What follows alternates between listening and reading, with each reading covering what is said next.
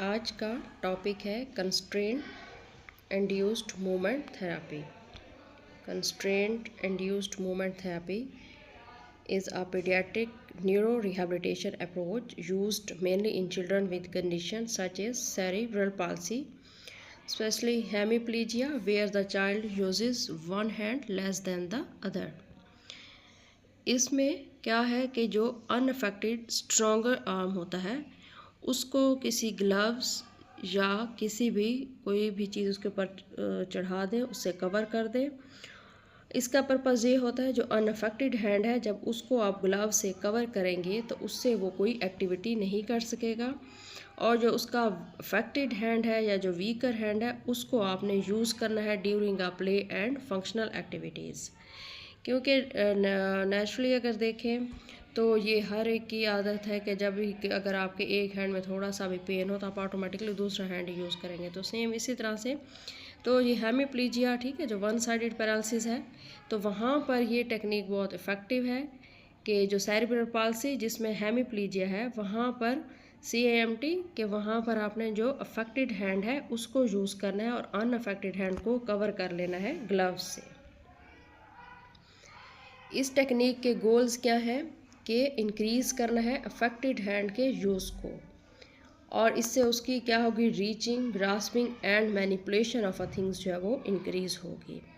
Hand opening, releasing objects ये improve होंगे, ठीक है। जो हैंड के फंक्शंस हैं, हैंड ओपनिंग, रिलीजिंग है, या जो उसकी जो फाइन मोटर स्किल्स हैं, बायलेटरल कोऑर्डिनेशन है, इंडिपेंडेंस इन डेली एक्टिविटीज़, और उसकी मोटर स्किल्स जो है वो फाइन मोटर स्किल्स इम्प्रूव होंगी, स्ट्रेंथ और कोऑर्डिनेशन इम्प्रूव होगी, और इसमें क्या होगा, participation in school and play activities. Constraint of a strong hand, improve independence के जो है अगर स्ट्रॉन्ग हैंड को कंस्ट्रेंट करते हैं या उसके ऊपर ग्लव्स लगाते हैं तो उसके क्या बेनिफिट्स होते हैं कि इससे फाइन मोटर स्किल्स इम्प्रूव होंगी, डेली एक्टिविटीज़ इम्प्रूव होंगी, strength, coordination, participation in activities, and next हमारे पास है रीचिंग एक्टिविटीज़। ठीक है, इसमें बच्चे को आपने इस टेक्निक में क्या करना है कि place toys on affected side, ask the child to reach with the affected arm, repeat 5 to 10 times.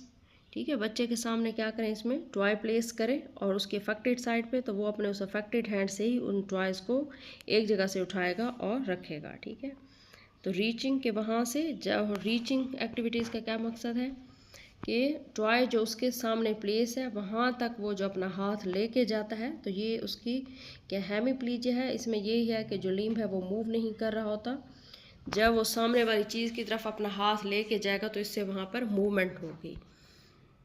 Grasp and releasing training, इसमें क्या है कि बच्चे के सामने आप कोई भी ब्लॉक्स रख लें, कोई टॉयज़ रखें, उससे क्या होगा, एक तो रीच उसकी एक्टिविटी इम्प्रूव होगी कि जब वो सामने टेबल पे है तो ऑटोमेटिकली वो अपनी लैब से अपने हैंड को उस टेबल तक लेके जाएगा, वहाँ से क्या करेगा, उस टॉय को पिक करेगा, तो ये क्या करेगा, उसकी ग्रैस्प एक्टिविटी होगी। और सामने उसके कोई बॉक्स रख लें तो वहाँ से वो उसको उठा के उसके अंदर क्या करेगा, उस बॉक्स में रख देगा। तो इससे क्या होगा, उसकी grasp and release training improve होगी। और इसको भी रिपीट करें, क्योंकि जो फिजियोथेरेपी में जो भी हमारी ट्रेनिंग है उसमें रेपिटेशन ज़रूरी है, क्योंकि रेपिटेशन से क्या होता है कि जो न्यूरल कनेक्शंस हैं न्यू वो डेवलप होते हैं, और बार बार रेपिटेशन से वो स्ट्रॉन्ग होते जाते हैं। स्टैकिंग ब्लॉक्स, ठीक है, इसमें restrain the stronger hand, use the affected hand to pick and stacks the blocks. ठीक है, इससे क्या है, फाइन मोटर पोजिशनिंग, कि जब वो ब्लॉक्स को एक सिमेट्रिकल पोजीशन में उसने प्लेस करना है अपने हाथ से उठा के, तो उससे क्या होगा कि उसकी जो फाइन मोटर स्किल्स हैं वो क्या होंगी, इम्प्रूव होंगी। ठीक है, फाइन मोटर कंट्रोल होगा, हैंड आई कोऑर्डिनेशन भी इम्प्रूव होगी। Finger painting and drawing, place paper on a table, encourage painting or drawing with the affected hand, practice different movements and grasp pattern। Benefits क्या हैं इसके, sensory feedback और finger movements और डेक्स्ट्री improve होगी। ठीक है, फिंगर पेंटिंग एंड ड्राइंग से। Functional daily activities, holding a spoon, drinking from a cup, opening containers, turning book page, putting toys into a box, dressing activities. तो functional activities आपने उसे क्या करना है कि चम्मच पकड़ा दें उसको, ठीक है, कोई कप पकड़ा दें, उसमें पानी डाल दें, वो पानी से उसको कप को पानी में उठा के पिएगा। इसी तरह से उसे कोई बोतल वगैरह दे दें, कोई कंटेनर्स दे दें कि इसका जो है ना आपने इसके ढक्कन को ओपन करना है। कोई सामने उसके बुक रखें और वो बुक के पेजेस को इधर उधर क्या करेगा, टर्न करेगा। और कोई टॉयज़ रखें कि इसको बॉक्स के अंदर डालें। उसकी जो ड्रेसिंग एक्टिविटीज़ हैं, उसकी जो अपनी डेली लाइफ की एक्टिविटीज़ हैं, उन पे फोकस करना है। ठीक है, प्रिंसिपल्स, इसके इंडिकेशंस क्या है सेरिब्रल पाल्सी कि ये टेक्निक जो है इसका प्रिंसिपल वही जो हम पहले डिस्कस कर चुके हैं, constraint of unaffected intensive repetitive practice, task specific होना चाहिए, shaping, positive reinforcement, family involvement होनी चाहिए, use of meaningful play activities.